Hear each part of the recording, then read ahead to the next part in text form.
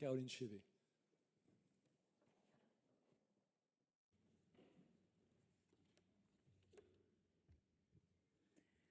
Monsieur le ministre, mesdames et messieurs, les agents de la fonction publique que nous représentons ici et dont nous défendons les missions de service public, qu'ils et elles soient fonctionnaires ou contractuels, sont une clé de voûte de notre modèle social. Ce sont elles et eux qui mettent en œuvre les politiques publiques. Leur adhésion au pacte républicain et démocratique reste forte, bien que fragilisée par des années de manque de reconnaissance et de considération pour leur travail, par une situation chronique de sous-rémunération et par la facilité de leur dénigrement dans le débat public. Le sort qui leur est réservé a une incidence immédiate sur les citoyens et les citoyennes, au travers du service rendu, mais aussi de l'image et de la crédibilité de la puissance publique. Ce n'est pas la seule raison pour laquelle, à la FSU, nous pensons que les retraites sont un enjeu de société commun par excellence, mais c'en est une. Si dans la fonction publique, ce n'est pas l'emploi des seniors qui est un problème, les fins de carrière le sont, et avec elles, la qualité du service rendu, du fait de l'épuisement et de l'usure professionnelle.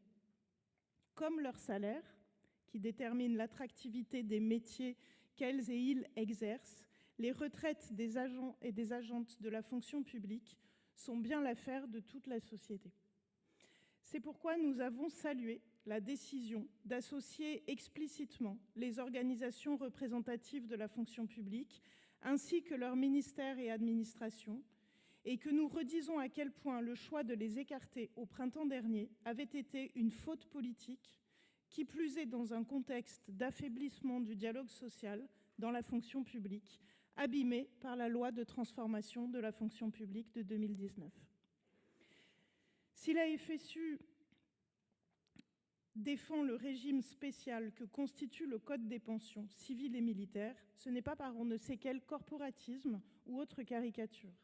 C'est parce qu'il est une des conditions d'une fonction publique statutaire et de carrière fondée sur un équilibre entre droits et obligations, garantie démocratique fondamentale pour les citoyens et les citoyennes.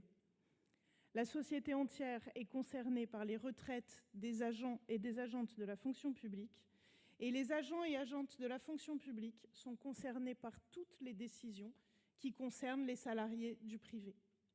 L'âge et la durée de cotisation, bien sûr, mais aussi la nature du système. Pour la FSU, l'objectif est toujours l'abrogation de la réforme de 2023 et le renforcement de notre système par répartition, notamment par l'augmentation des taux de cotisation, par la fin des exonérations et l'élargissement des assiettes de cotisation. Nous n'envisageons ni système à la carte, ni capitalisation.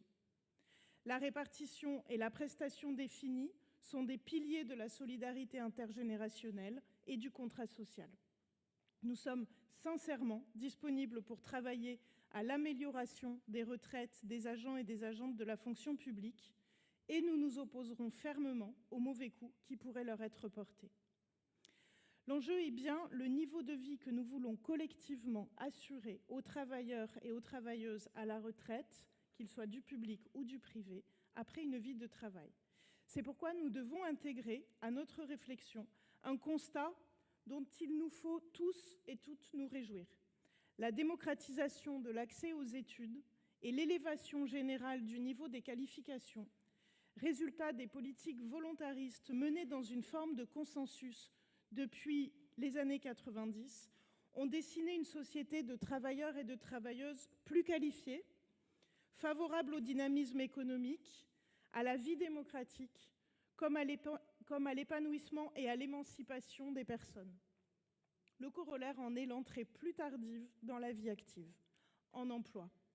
Parfois, avec difficulté, après une période de stage plus ou moins longue et de recherche d'emploi.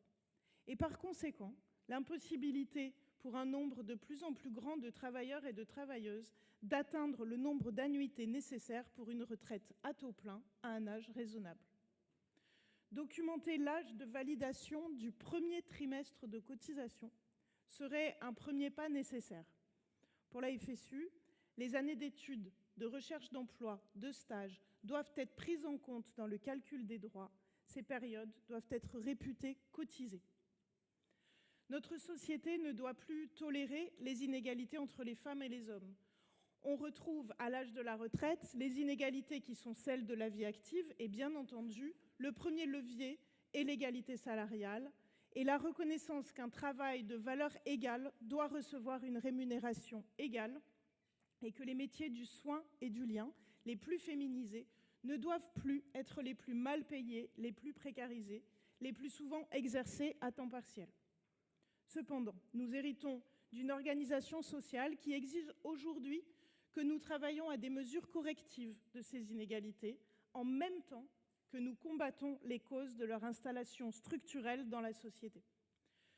Nous alertons à ce sujet sur les effets redoutables d'une remise en cause des droits familiaux et conjugaux, et notamment à un moment où les effets de la réforme de 2003 concernant les femmes fonctionnaires ayant eu des enfants après 2004, après le 1er janvier 2004, commencent à se faire sentir. Nous espérons à ce sujet que la mesure votée à l'Assemblée nationale trouvera sa traduction concrète pour les agentes concernées.